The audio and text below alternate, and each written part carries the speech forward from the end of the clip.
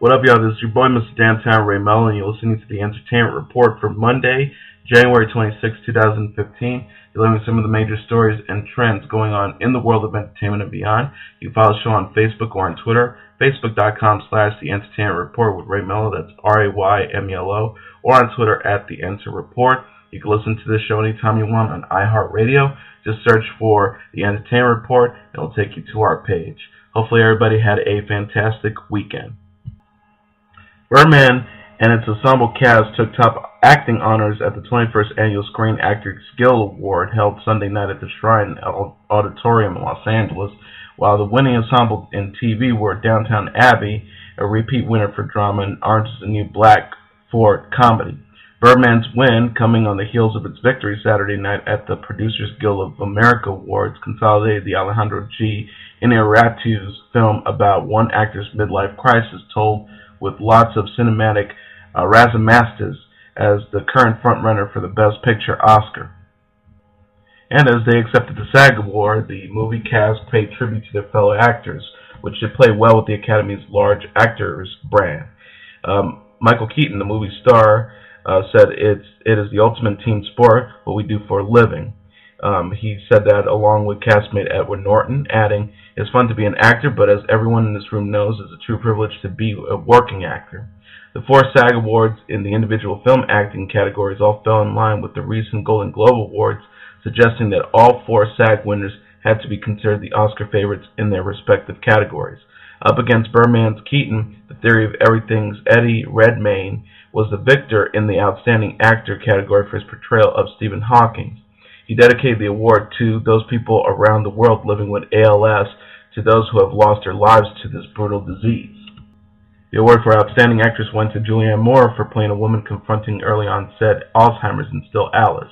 Moore, who previously won a SAG Award for playing Sarah Palin in the TV movie Game Change, spoke about how she had enjoyed working with her fellow actors ever since she played twin sisters on the TV soap As the World Turns, and quote, realized it was super boring to act by myself. For playing Boyhood's resilient mom, Patricia Arquette prevailed in the Best Supporting Actress category. She wrote, she said, "I'm a 4th-generation actor. My family has been committed to acting for over a century through feast and famine." She noted as she accepted the trophy before offering her thanks, which included a shout-out to the film's director, Richard Linklater, for, quote, showing me the beauty of the human experience and how we all matter. J.K. Simmons also claimed his first SAG Award for his supporting performance as a demanding music teacher in Whiplash. Thanking all 49 actors who shared the screen with him in Damien Chazelle's indie flick, he commented, "I feel all of those actors are supporting actors, supporting each other in the entire film." The film awards were spreading out among a number of indie distributors, with Sony Pictures Classics having distributed 2 of the films, Still Alice and Whiplash, and Fox's Searchlight, Focus, and IFC all have released 1 each. Universal was also repped by a Stunned Ensemble Award. Downton Abbey followed up its SAG Award win 2 years ago by once again taking home the prize for Outstanding TV Dramatic Series Ensemble, with its cast members who were present offering a tag team acceptance speech. Viola Davis, who has 2 SAG Awards for the help on her resume, earned her first SAG Award for TV as an Outstanding Drama Series Actress for a performance as a legal hotshot in How to Get Away with Murder. She earned a big round of applause from the crowd when she thanked ABC executives and the show's creators for imagining that the series' sexualized and mixed-up heroine could be played by a 49-year-old dark-skinned African-American woman who looks like me. Following up his recent Golden Globe win, Kevin Spacey claimed the prize for Best Actor in the Drama Series for his conniving politician in Netflix House of Cards. Spacey, who previously won 2 SAG Awards for the film American Beauty, wasn't present to accept. On the TV comedy side, SAG opted to shake things up by giving its Ensemble Award to the Netflix prison dramedy Orange is the New Black, nominated for the first time this year. Uzo Aduba accepted for the huge cast just moments after she also upstaged many more established performers by winning the award for Female Actress in the Comedy Series. "Oh my God, I really, truly don't know what to say," she said as she collected herself at the podium before accepting the Best Actress Award. William H. Macy took home the award for actor in a comedy series for playing the shambling dad in Showtime's Shameless. A 9-time nominee, he won once before for the TV movie Door to Door. Macy joked, "I've written so many great acceptance speeches that I never got to give, but not tonight." The award for actress in the TV movie or miniseries went to Frances McDormand, who previously won a SAG Award for the film Fargo for her performance as an ordinary woman in HBO's Olive Kitteridge. She used her turn at podium to urge viewers to check the telefilm out, saying, "I'm proclaiming if you haven't seen Olive Kitteridge, you need to. You can stream it. I don't know how."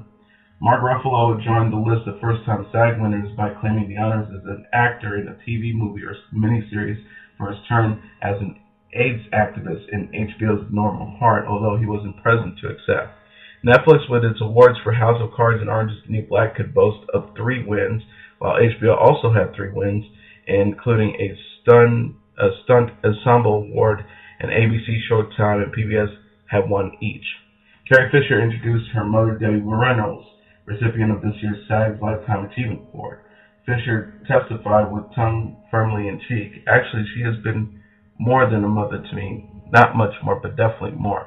And she also poked fun of herself, pointing out that her mother was, quote, co-founder of the Valiant. The group has raised more than $30 million for mental health related causes, and $4.5 million of that money is allocated just to me. Reynolds, in her acceptance, noted, "I've been in this business now 66 years, so I'm very excited to be here," citing the song she sang in the unsinkable Molly Brown called "It Ain't Down Yet." She concluded her remarks by saying, "Well, I ain't. Thank you very much." Prior to broadcasting, SAG Awards Committee Chair Joe Beth Williams and Vice Chair Daryl Anderson announced that Universal's Unbroken and HBO's Game of Thrones have won the awards for Outstanding Action Performance by a Stunt Ensemble in Film and Television, respectively. Adam Levine is bringing his guitar to the Oscars. The Maroon 5 frontman is set to perform Begin Again's original song contender Lost Stars, written by Greg Alexander and Danielle Brazio. The film in which Levine made his feature film acting debut also stars Mark Ruffalo and Keira Knightley. He performed the song on The Voice in December as a duet with his finalist Matt McAndrew. Levine this morning tweeted, "So I'll be singing at the #Oscars. What? Thank you at the Academy.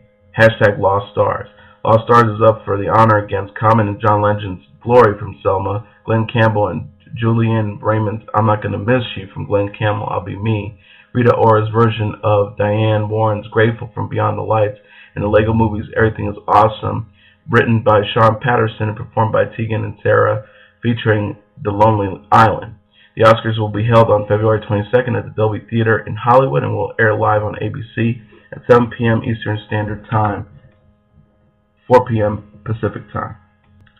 David Tennant is heading to the Marvel Universe. The former Doctor Who star has been tapped to co-star in Marvel's Netflix drama Jessica Jones, Marvel.com announced Monday.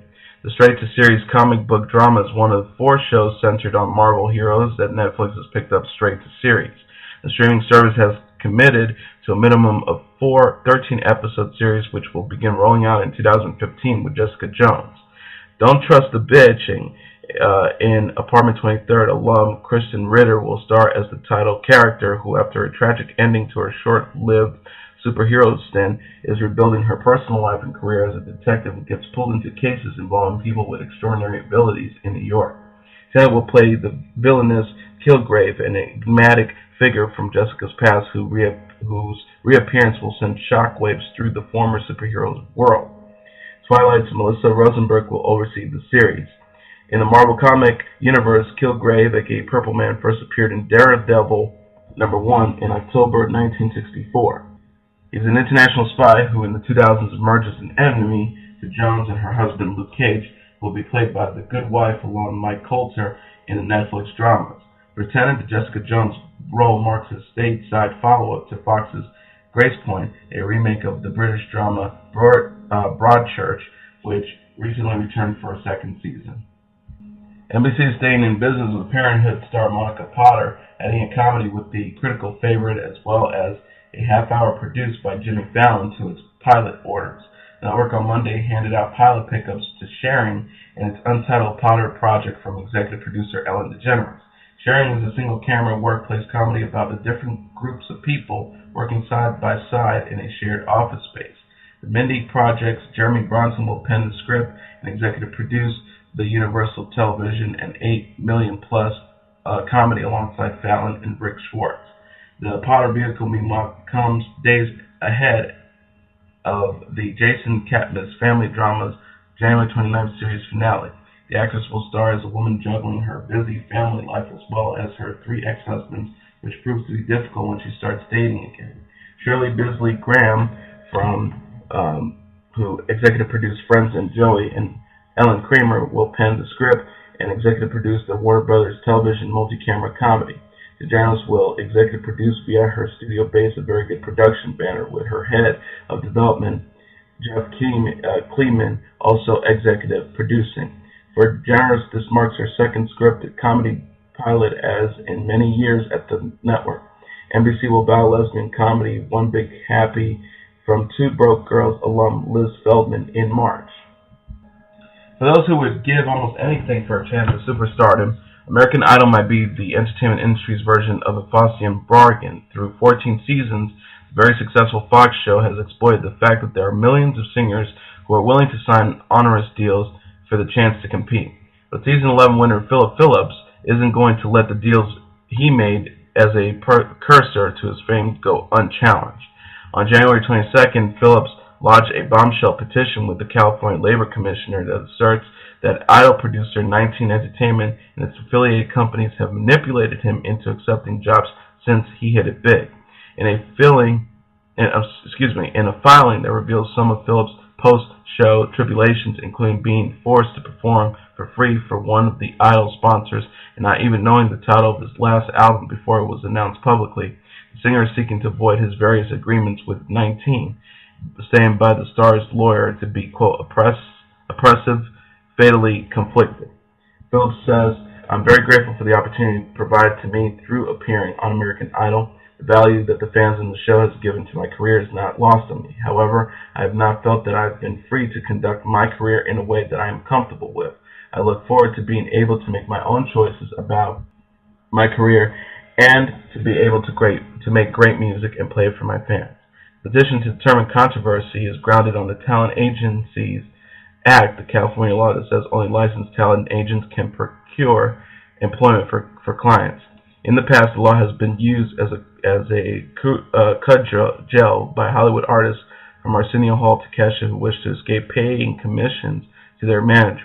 Phillips now hopes to have the TAA applied to an entertainment company that has had its hands in his pockets ever since he won Idol's 11th season on May 23, 2012.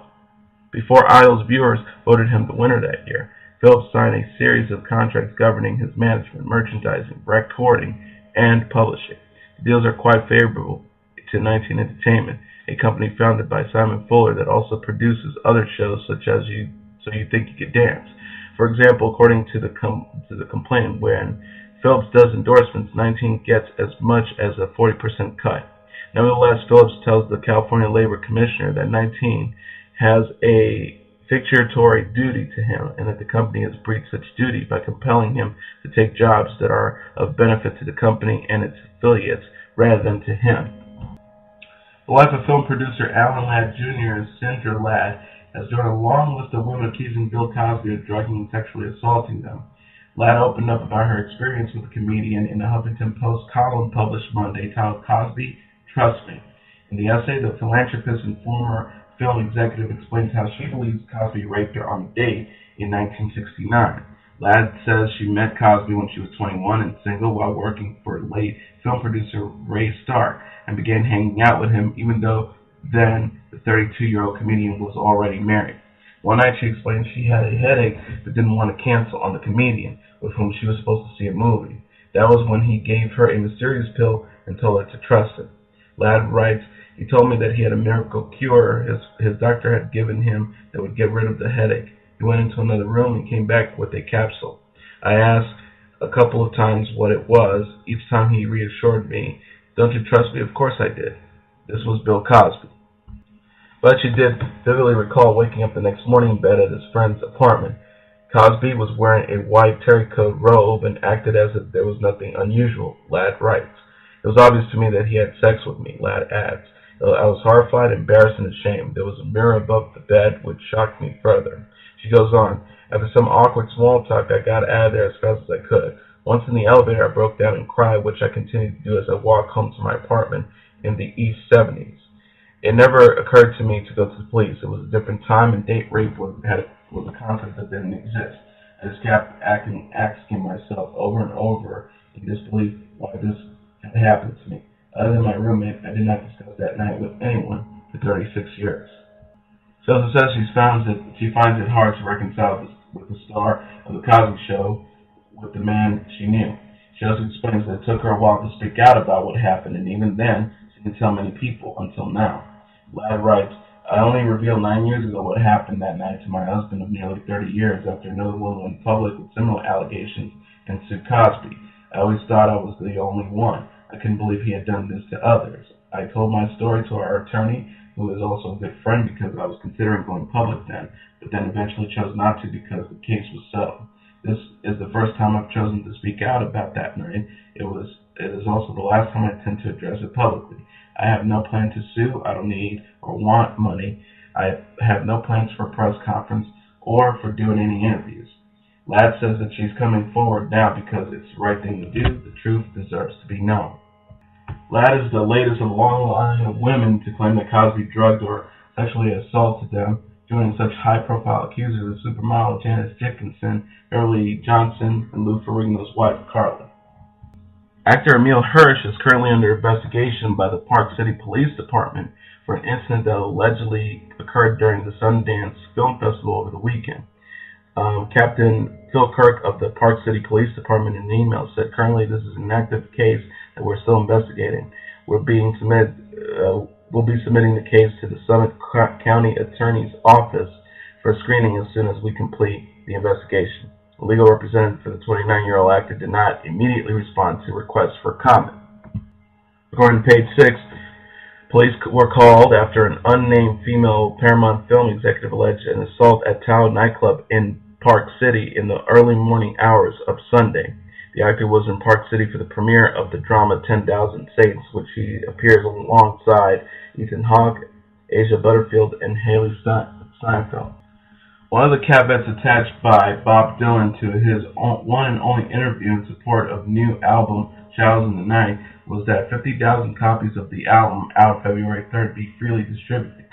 So next week, that number of randomly chosen AARP, the magazine subscribers, will receive something very special in the mail, a plastic wrapped copy of the February-March issue with Dylan's collection of great American songbook interpretations included within. It was Dylan's idea to leverage AARP's vast and well-matched magazine audience on behalf of his 36th album, featuring covers of compositions that date back to the 1920s. EIC Robert Love, who worked as an editor at Rolling Stone from 1982 to 2002, does not normally write the cover story, but in this case he was more than happy to travel last fall to the San Francisco Bay Area and spend a couple of hours at the hotel with the famed singer-songwriter. Love tells Fishbowl, New York, via telephone, Bob decided he wanted to talk to older Americans, and he came to the only place where he delivered 35.2 million of them. I think this also shows how the magazine has changed. If you look at the covers for the last year, you will see, for example, the Melissa Etheridge Sheryl Crow cover, which is a very youthful, music-oriented cover. I think these covers are quite good and reflect a change in the way the magazine thinks. Because Dylan's album is being released at the very beginning of next month, AARP has generously made the exclusive interview available online starting Thursday. The magazine also plans to post an extended version of the current print web Q&A in a few weeks. An additional highlight for print readers is the spectacular full-page illustration of Dylan that takes up the inside right first page. The portrait was drawn by the multi-talented Tim O'Brien, who currently also has something in Esquire. Love explains, we came up with the concept of Dylan as a crooner, and Tim just ran with it. Tim is, according to our art director, a rock star of illustrators. He was delightful to work with. Add O'Brien via email to Fishbowl, New York. When I was in art school working late nights, I started listening to Bob Dylan. Hearing what art could come out of a young man in his 20s was inspiring, and might have even pushed me to strive more in my work. I have loved Dylan my whole life. Now that I'm in my 50s, he's still ambitious and striving, and remarkable that he still pushes me to want to be a better artist. I also admire his desire to be out there working among like Woody Allen, as it is as if work is life. I love painting his portrait. As a monster storm that could bring up 2 feet of snow swirled into New York, the Big Apple's entertainment industry began cancellations and took precautions to deal with the situation. Although a few Broadway shows played Monday night, the Broadway League canceled all plays and musicals set for the evening. No firm decision about Tuesday has been made, the Associated Press reported. The brunt of the blizzard is expected to hit the northeast corridor Monday evening and into Tuesday. The last time New York theater took a big hit from the weather was with Hurricane Sandy, which darkened Broadway for 4 days in 2012 and led to more than $8.5 million in lost revenue. Monday night's Metropolitan Opera performance of Iolanta Bluebeard's Castle was also canceled. On the TV side, both The View and Live with Kelly and Michael were prepared pre-taping episodes to air Tuesday. The latter is set to air a repackaged show, with a rep citing safety concerns for the show's audience, guests, and staff, and expected news and weather-related preemptions. The View is hoping to proceed with a live show Tuesday if the weather allows everyone to get there safely, but the ABC daytime show is putting together a pre-taped, mostly new episode, a source told The Hollywood Reporter. After Monday's live show wrapped, that day's panelists, Whoopi Goldberg, Nicole Wallace, Stacey London, and Carolina Bermudez, recorded 2 more Hot Topic segments and spoke to ABC's meteorologist Ginger Z about the weather. Monday's musical guest Neo performed another song, and the song has a crafting segment with co-host Rosie O'Donnell in the can. It recently aired but was preempted on the East Coast and in Central Time zones. CBS this morning was planning to put an essential show staff in hotels near the studio and use shuttles to transport them in the morning, a rep told The Hollywood Reporter. Fox News will make arrangements for essential employees, the network says. Meanwhile, the pre-Fox and Friends morning show, Fox and Friends First, will start an hour early at 4 a.m. on Tuesday. In the late-night world, CBS's Late Night with David Letterman said it was still planning to proceed with tapings. NBC's Tonight Show, starring Jimmy Fallon, and Late Night with Seth Meyers are in reruns this week. Even LA-based late-night shows were watching the weather, with the rep for CBS West Coast-based Late Late Show telling The Hollywood Reporter that the show had its guest host for the week stay close by, and that it moved some flight times to get people to LA early. As for TV series production, the New York Mayor's Office of Film, Theater, and Broadcasting announced early Monday that film permits for Tuesday were suspended due to winter weather. Both The Blacklist and the Mysteries of Laura are shut down for tomorrow, an NBC rep said. Meanwhile, Law & Order SVU were able to film a bit on stage Monday, but will be out Tuesday, a rep said, noting that the main priority was the safety of everyone working on the show. CBS's Elementary, Person of Interest, and The Good Wife are not filming tomorrow due to the weather and will reevaluate plans for the rest of the week Tuesday. In other TV-related news, Monday night's planned premiere of The Americans at the Museum of Modern Art has been canceled, a source close to the event told The Hollywood Reporter. And finally, Clint Eastwood's American Sniper remains a phenomenon in its second week, earning a stunning $64.4 million from 3,705 theaters, and quickly became the number 2 war film of all time at the North American box office, now accounting for inflation. Its domestic total through Sunday is $200.1 million for Warner Brothers and Village Roadshow.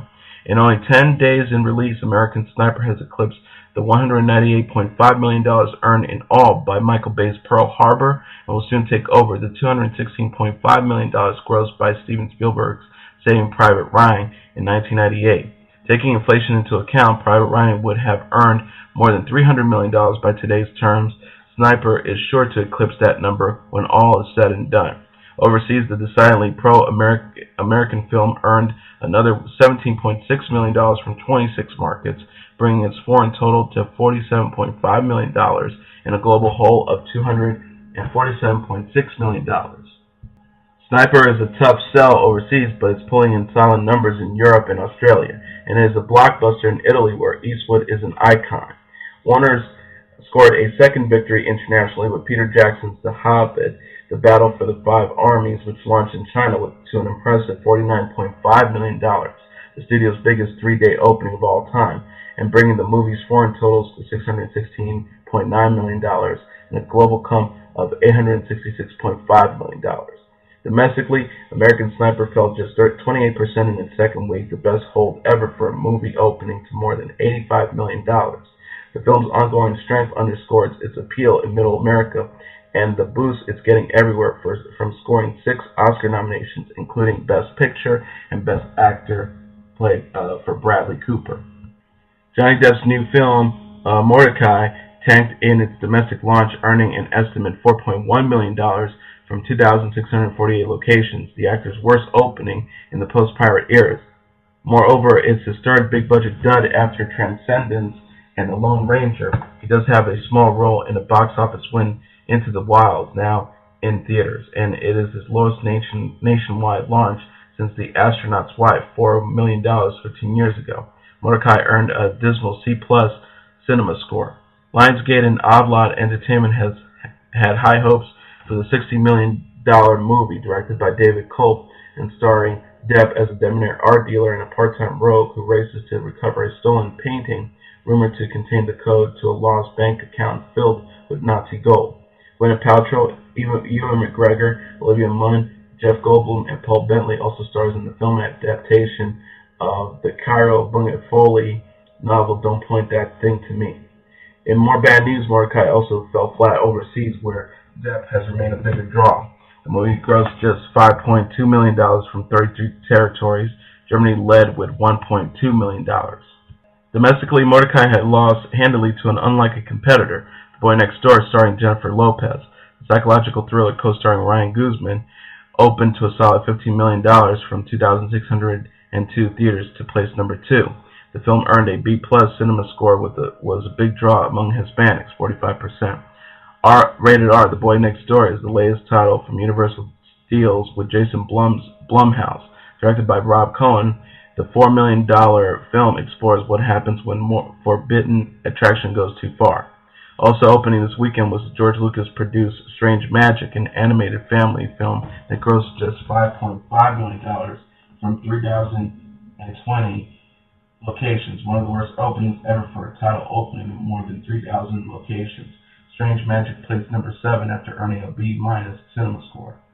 From a story by Lucas, Strange Magic is an animated romp set in a whimsical land of portions, goblins, and fairies that are loosely inspired by William Shakespeare's A Midsummer Night's Dream. The movie was already in the works when Disney swooped in and bought Lucasfilm in 2012, but Strange Magic was kept in the quarter until last fall, when Disney announced a January 23rd release. The voice cast includes Evan Rachel Wood, Alan Cummings, Kristen Chenoweth, and Maya Rudolph. Kevin Hart and Josh Gad's The Wedding Ringer fell 44% in its second outing with an $11.6 million from 3,003 locations for a domestic total of $39.7 million. Screen Gem made the R-rated comedy from a relatively modest $23 million. In its third week, Taken 3 rounded out the top 5 with $7.5 million from 2,909 locations for a sturdy North American total of $76 million for Fox and Europa Corp. Like American Sniper, Harvey Weinstein's Oscar Best Picture contender, The Imitation Game, continues to see the biggest gains after landing a number of top nominations. The British drama starring Benedict Cumberbatch earned $7.1 million as it expands into a total of 2,025 theaters for a domestic queue of $60 million, overtaking the Grand Budapest Hotel, $57 million, to become the top-grossing indie film released in 2014. The film first debuted in selected theaters over Thanksgiving.